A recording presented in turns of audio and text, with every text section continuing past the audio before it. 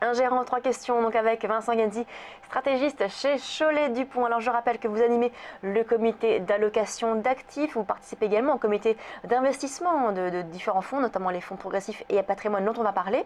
Alors Cholet-Dupont, vous avez une gamme de plusieurs fonds. Quelles ont été les performances de ces OPCVM?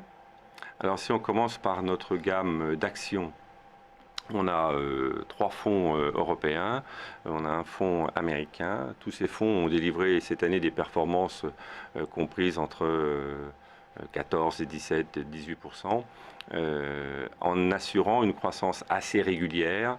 Ce que nous cherchons, ce n'est pas tellement de regarder les tendances à très court terme, on n'est pas trader sur les marchés, on s'attache avant tout aux tendances longues des valeurs, celles qui sont capables de délivrer de manière régulière des bons résultats, une croissance de leur cours, voire du dividende. Donc en restant sur ces secteurs-là, cette année, on a eu finalement de bons résultats. Et nos fonds Europe ont été primés 2 fois déjà par le revenu et investir. Maintenant, tout le monde ne s'intéresse pas qu'aux fonds actions, vous avez des fonds de taux et des fonds également diversifiés. Voilà, alors en ce qui concerne les fonds de taux, on a pour politique d'aller chercher des bons gérants pour gérer pour notre compte les fonds de taux, puisque c'est un peu moins notre spécialité. Là où on a une vraie spécialité, c'est dans l'allocation d'actifs, puisque nous sommes une maison qui nous concentrons beaucoup sur la gestion de comptes particuliers. Et donc on a une approche assez patrimoniale. Et donc on a à la fois un fonds patrimonial global, diversifié, et on a développé en partenariat avec la Banque au Tingre un fonds prudent, qui vise une performance d'EONIA plus 2,5 avec une faible volatilité. Voilà pour les deux fonds. Donc CD progressif, donc fonds patrimonial, donc comme vous le dites, qui a pour but de préserver le capital.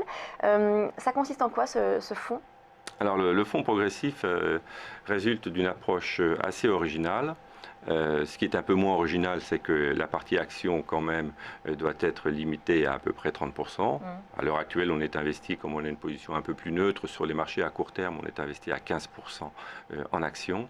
Et il y a une grosse poche qui est dédiée à des produits structurés. Des produits structurés qui sont là pour délivrer du rendement assez régulier, de l'ordre de 5 à 6% par an, avec des barrières de protection sur les indices. Donc tant que les indices sous-jacents de ces produits structurés n'ont pas baissé de 40%, on a tous les mois ou tous les 3 mois ce rendement qui est attendu. Et c'est un des seuls moyens qu'il reste aujourd'hui pour aller chercher de la performance régulière, du rendement, face à cette baisse des taux généralisée que l'on a vue sur les marchés. Vous avez également le fonds patrimoine dont vous en parliez.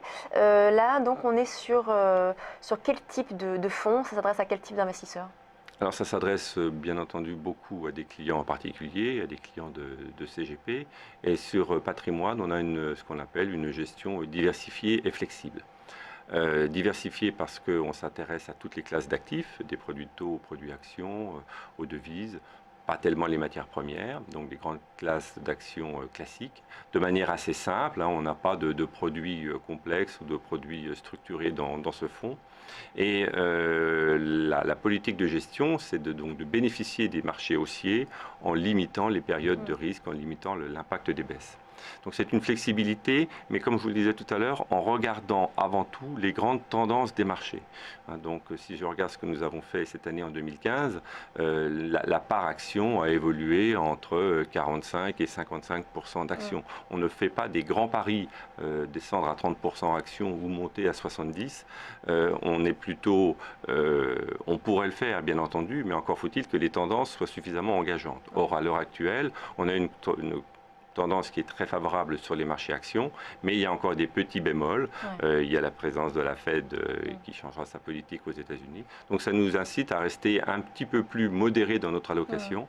Et là aussi, on retrouve une bonne part d'actions européennes et de produits européens dans ce fonds.